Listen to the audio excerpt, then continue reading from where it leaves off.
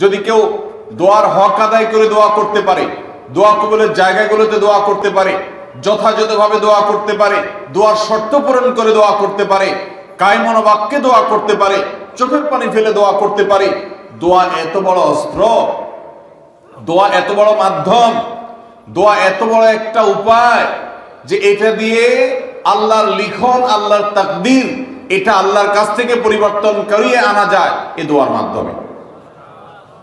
অথচ এই দোয়াও আমরা বেশি মানুষ করতে পারি না। আমরা হুজুরদের দিকে চায় থাকি যে হুজুরদের সাথে আমরা শুধু আমিন আমিন বলবো, নিজেরা আল্লাহর কাছে দোয়া করবো এটা আমরা জানি না। অথচ আল্লাহ বলেছেন উদউনি আস্তাজিব লাকুম, তোমরা আমার কাছে দোয়া করো, আমি তোমাদের দোয়া কবুল করব। অতএব ভাইরা আমার, আমরা আল্লাহ রাব্বুল আলামিনের কাছে আমাদের ভাগ্যে যেন ভালো কিছু লেখা হয়, সেজন্য আল্লাহর কাছে বেশি বেশি করে দোয়া করব। এবং আমাদের তাকদীরে যদি কোনো ক্ষতিকর কিছু থাকে তো সেটা যেন আমাদের ক্ষতি না করে আল্লাহ রাব্বুল আলামিন যেন আমাদের প্রতি রহম করেন, এই মর্মে আমরা যদি দোয়া করি তো দোয়ার মাধ্যমে আল্লাহ তাআলা তাকদীরও পরিবর্তন করে। অবশ্য তাকদীরের মধ্যে দুইটা প্রকার আছে, একটা তাকদীরে মুবরাম আর একটা তাকদীরে গায়রে মুবরাম। তাকদীরে গায়রে মুবরাম যেটা, সেটা তাকদীর দোয়ার মাধ্যমে ফয়সালা আল্লাহ পরিবর্তন করেন। মুবরাম যেটা পরিবর্তন করেন না, অর্থাৎ যেটা চূড়ান্ত করেছেন আল্লাহ তাআলা আগে থেকে, সেটা পরিবর্তন করেন না। তবে বান্দার হায়াতের ক্ষেত্রে কোন কোন হাদিস থেকে জানা যায় আল্লাহ রাব্বুল আলামিন কোন নেক আমলের ফলে দোয়ার মাধ্যমে আল্লাহ রাব্বুল আলামিন অনেক সময় সেটাতে পরিবর্তন করেন এবং সেটাতে বারাকা দান করেন। অতএব আমাদেরকে তাকদীর, ভাগ্য যেন সুপ্রসন্ন হয়, আমাদের নসিব যেন ভালো হয়, আল্লাহ যেন ভালো কিছু দান করেন, সেজন্য শবে বরাতে রাত ভরে ইবাদত বন্দেগী, এই জন্য নয়, বরং আমাদের ভাগ্যে ভালো কিছু হওয়ার জন্য বছর জুড়ে আমাদেরকে নেক আমল করতে হবে। এক রাত ইবাদত বন্দেগী করলেন, সারা বছর কোন নফল নামাজ, ফরজ নামাজ, অন্যান্য ফরজ কাজ করলেন না, আর আপনি আশা করলেন যে আল্লাহ আপনার জন্য ভাগ্যে ভালো কিছু লিখে দিবে, এটা সঠিক নয়।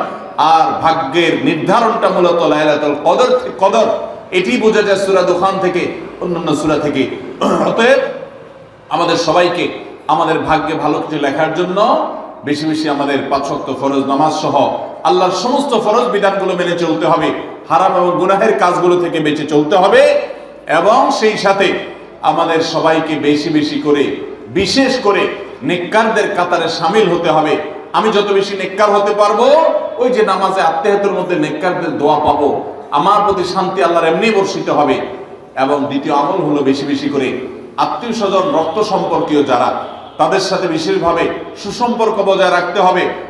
সম্পর্ক নষ্ট করা যাবে না, সম্পর্ক ছিন্ন করা যাবে না। এবং তৃতীয় আমল হলো বেশি বেশি দোয়া করতে হবে। এই তিনও আমল যখন আমরা একযোগে চালাবো, একদিক থেকে সাধারণ সব নেক আমল করব, বিশেষভাবে আমি আত্মীয় স্বজনের সাথে সম্পর্ক বজায় রাখার চেষ্টা করব, এবং আল্লাহর কাছে দোয়ার আমলটা বেশি বেশি করব, বরকত নাজিল হওয়ার মতো কাজগুলো বেশি বেশি করব, ইনশাআল্লাহ আল্লাহ রাব্বুল আলামিন আমার নসিবে ভালো কিছু দিবেন এবং মন্দ কিছু থেকে আমাকে বাঁচাবেন। নবী করিম সাল্লাল্লাহু আলাইহি সাল্লাম আল্লাহর কাছে দোয়া শিক্ষা দিয়েছেন, আল্লাহুম্মা ইন্নী আউযু বিকা মিন দারকিল বালা, আল্লাহুম্মা ইন্নী আউযু বিকা মিন সুইল কাদা।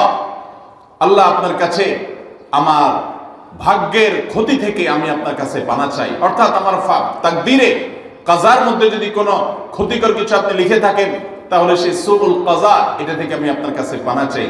অতএব এই মর্মে আল্লাহর কাছে যত বেশি আমরা দোয়া করব, আল্লাহ রাব্বুল আলামিন আমাদেরকে তত বেশি হেফাজত করবেন। আল্লাহ তাআলা আমাদের নসিবে দুনিয়া এবং আখিরাতে, ইহকালে এবং পরকালে ভালো কিছু লেখেন, আমাদের নসিবে যেন ভালো কিছু হয়, সেই তৌফিক আল্লাহ তাআলা আমাদেরকে দান করেন। আমরা সবাই আমলগুলো করবো তো ইনশাআল্লাহ।